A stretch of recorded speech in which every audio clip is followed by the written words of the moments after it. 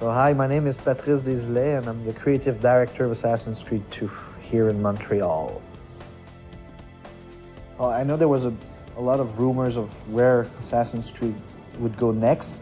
So after the Third Crusade, we picked up not the French Revolution, didn't pick the Mayan or the samurai. We picked Italian Renaissance, and we picked it because we felt that it was one of the most fascinating moments in history. Italy during Renaissance and even today is one of the most beautiful countries in the world, and we felt like we could reproduce those beautiful cities with our Florence and Venice in 3D, and it would just be a perfect fit again for Assassin's Creed 2. When we went to Italy, first we had an Italian guide with us telling us, okay, this building is Renaissance, this one is medieval, and this one was built only like 100 years ago. So we could really, in our research, do the difference between the architecture.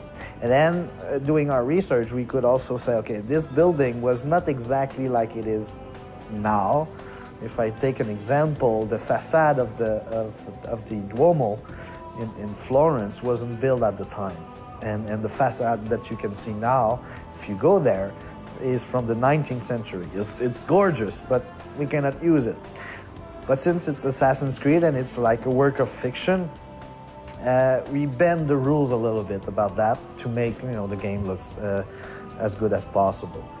So if I can summarize the story of Assassin's Creed 2, it would be the story of Ezio Auditore di Firenze, a young noble during the Italian Renaissance in Florence, who something happens to him at the beginning of the story, and he will have to learn how to become an assassin if he wants to survive and if he wants to avenge his family.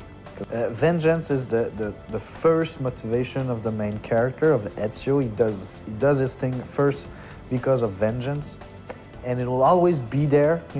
There's some characters that you will not be able to eliminate, so this vengeance upon those characters will still remain, but it's not the only motivation for the main character.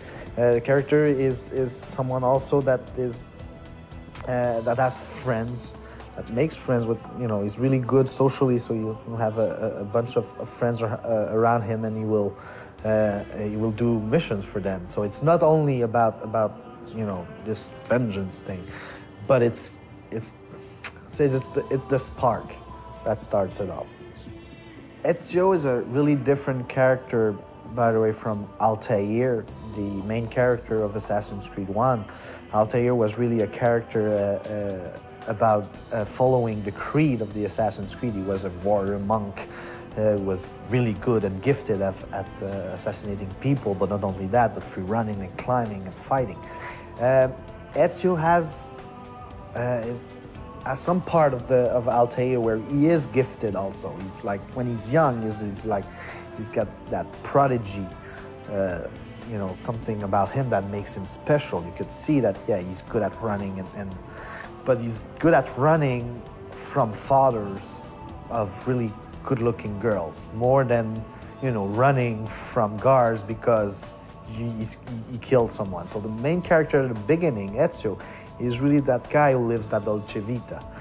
And then that thing that will happen to him will transform, and the character that is really gifted will become really this master assassin, but still remain this character that loves life, that is a seducer of women, that has panache.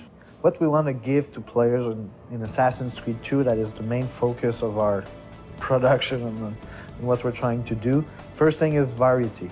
Give more variety to the player, to the end user, than we did in the first game, where it was a bit repetitive. And this time around, it's all about changing the experience, changing the amount of missions we're giving to the player, being a lot more Hollywood-like than we were in the first game, changing the pace, surprise the player with different gameplays, and etc., etc. So really, more variety is the main focus of Assassin's Creed 2. There will be a lot more wow moments in Assassin's Creed 2 than there were in Assassin's Creed 1 for sure.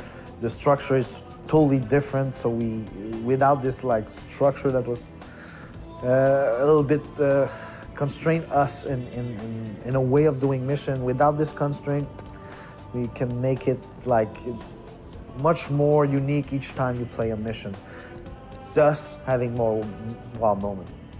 Assassin's Creed 2 will be out on PS3, Xbox 360, and PC this holiday season.